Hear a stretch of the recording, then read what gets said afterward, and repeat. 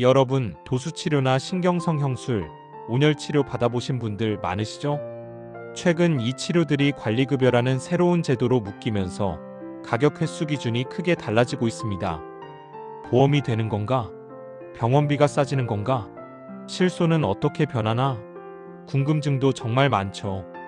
오늘 영상에서는 환자에게 실제로 어떤 변화가 생기는지, 왜 이 제도가 도입됐는지, 치료받을 때 꼭 확인해야 할 점은 무엇인지 쉽고 정확하게 정리해 드리겠습니다.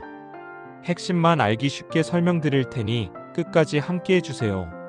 먼저 관리급여가 왜 등장했는지부터 살펴보겠습니다. 우리 의료체계는 오랫동안 급여와 비급여 두 가지로만 나뉘어 있어 왔습니다. 급여는 건강보험이 적용되기 때문에 본인 부담이 보통 20에서 60% 선에서 결정되고, 비급여는 병원이 가격을 자유롭게 정하며 환자가 전액 부담하는 구조였습니다. 그런데 문제가 점점 더 커졌습니다. 특히 도수치료나 온열치료처럼 반복적으로 받는 치료는 병원마다 가격 차이가 크고 횟수가 늘어날수록 비용도 눈덩이처럼 불어났습니다. 이 과정에서 과잉진료, 유인진료, 가격 폭등이 계속 논란이 되었고, 실손보험에서 많은 금액을 보상해 주다 보니 보험료 인상의 요인이 되기도 했습니다. 이런 문제를 해결하기 위해 등장한 것이 바로 관리급여입니다. 관리급여는 기존 비급여를 건강보험 안으로 끌어와 정부가 가격 기준, 적응증, 이용량까지 직접 관리할 수 있게 만든 제도입니다. 쉽게 말하면 비급여 시장을 그대로 두기에는 문제가 많아서 적어도 정부가 기준을 잡아두자는 취지입니다. 하지만 한 가지 중요한 점이 있습니다. 환자가 부담하는 금액은 전체의 약 95%로 정해져 있습니다. 즉, 제도는 건보 안으로 들어오지만 비용 체감은 거의 비급여와 같다는 것이 핵심입니다. 왜 이렇게 설계했냐면, 만약 본인 부담을 크게 낮추면 오히려 치료 이용량이 더 폭발적으로 늘어나 건보 재정 부담이 커질 수 있기 때문입니다.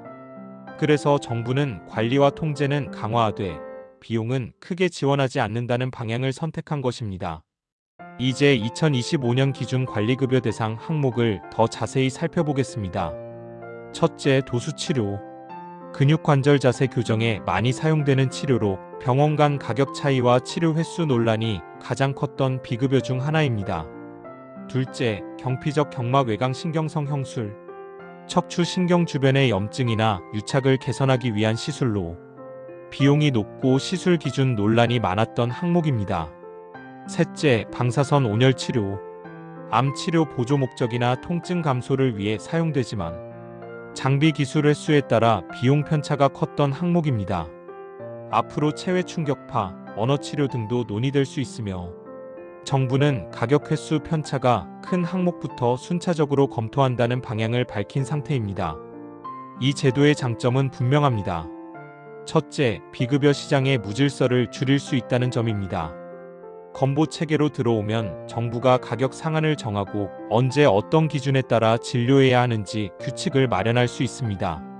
이렇게 되면 과잉 진료 유인이 줄어들고 병원마다 지나치게 높은 가격을 받는 문제도 줄어듭니다. 둘째, 실손보험 구조 정상화입니다.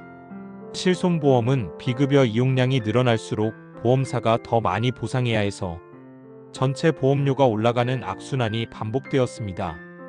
관리급여로 바뀌면 정부가 이용량을 관리할 수 있고, 동시에 일부 실손 상품에서는 보장 범위를 조정하게 되어 전체 보험료 인상 요인을 줄이겠다는 정책적 의도가 담겨 있습니다. 하지만 단점과 논란도 뚜렷합니다. 무엇보다 환자의 직접 체감 혜택이 거의 없다는 점입니다. 본인 부담률이 너무 높기 때문에 도수치료를 10번 받든 20번 받든 환자가 체감하는 실제 비용은 기존과 큰 차이가 없을 수 있습니다. 또한 치료 기준이 정해지면, 예를 들어 몇 주 이상 통증이 지속되어야 한다, 영상 검사상 특정 소견이 있어야 한다 같은 조건이 생길 수 있어 원하는 시점에 치료를 받기 어려워질 가능성도 있습니다. 의료계에서는 더 큰 우려도 제기합니다. 가격이 상한화 안으로 고정되면 고급 장비를 쓰거나 전문 인력이 많은 병원은 품질 대비 비용을 충분히 보상받지 못해 오히려 서비스 질이 낮아질 수 있다는 주장도 있습니다. 또한 관리급여가 확대되면 결국 비급여 시장을 단계적으로 축소하는 도구가 될 수 있다는 반발도 나옵니다.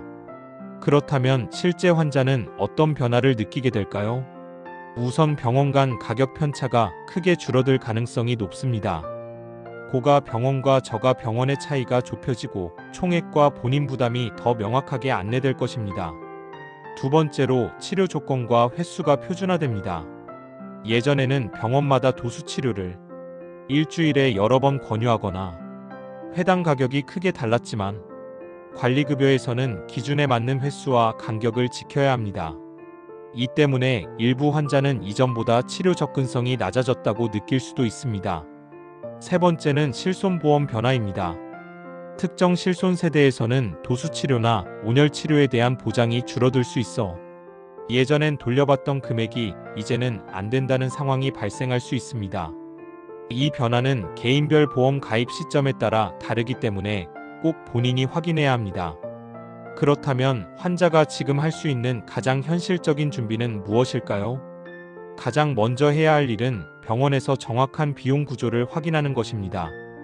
이 치료가 관리급여인지, 회당 총 비용은 얼마인지, 내가 실제로 내는 돈은 얼마인지, 예상 횟수와 기간은 어느 정도인지, 이 네 가지를 꼭 체크하는 것이 좋습니다.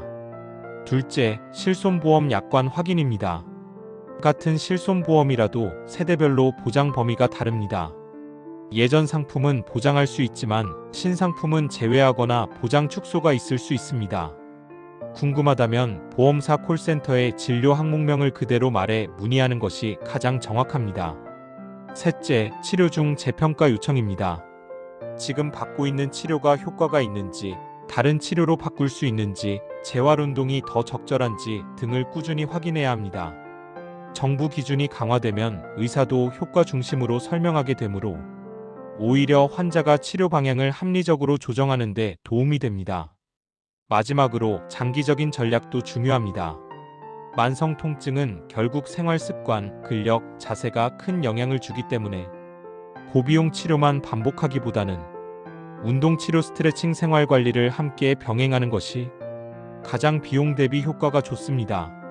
정리하면 관리급여는 환자 부담을 크게 줄이는 제도가 아니라 정부가 기준을 만들고 과잉 진료를 통제하기 위한 제도라는 성격이 강합니다. 때문에 환자는 비용 변화보다는 기준 횟수 실손 변화에 더 주목해야 하며 앞으로 치료 전략을 조금 더 계획적으로 세울 필요가 있습니다. Q1. 관리급여가 되면 치료비가 싸지는 건가요? A1. 환자가 부담하는 비율이 약 95%이기 때문에 비용 체감은 크지 않습니다. 가격 변동보다는 기준과 횟수 관리에 초점이 있습니다. Q2. 실손보험은 어떻게 달라지나요? A. 일부 실손 상품에서는 도수치료 등 보장을 축소하거나 제외하는 방향으로 설계되는 추세가 있습니다. 현재 가입한 상품 약관을 반드시 확인해야 합니다. Q3. 병원 선택폭이 줄어드나요? A3. 기준이 생기기 때문에 치료 조건이 까다로워질 수 있고 가격 차이도 줄어들 수 있습니다. 하지만 병원을 선택할 자유 자체가 없어지는 것은 아닙니다. Q4. 도수치료 온열 치료를 계속 받아야 하는 사람은 어떻게 해야 하나요? A4. 치료 효과를 꾸준히 기록하고 의사에게 주기적으로 재평가를 요청해 계속 치료가 필요한지 확인하는 것이 좋습니다. Q5. 앞으로 더 많은 비급여가 관리급여가 될 수도 있나요? A5. 가능성은 있습니다. 정부는 가격 편차가 크고 남용 우려가 있는 항목을 중심으로 순차적으로 검토하겠다는 입장을 밝힌 바 있습니다. 관리급여는 이름만 보면 혜택처럼 느껴지지만 실제로는 기준과 관리가 강화되는 제도이기 때문에 치료받는 분들은 변화된 규칙을 꼭 알고 있어야 불필요한 비용을 막을 수 있습니다.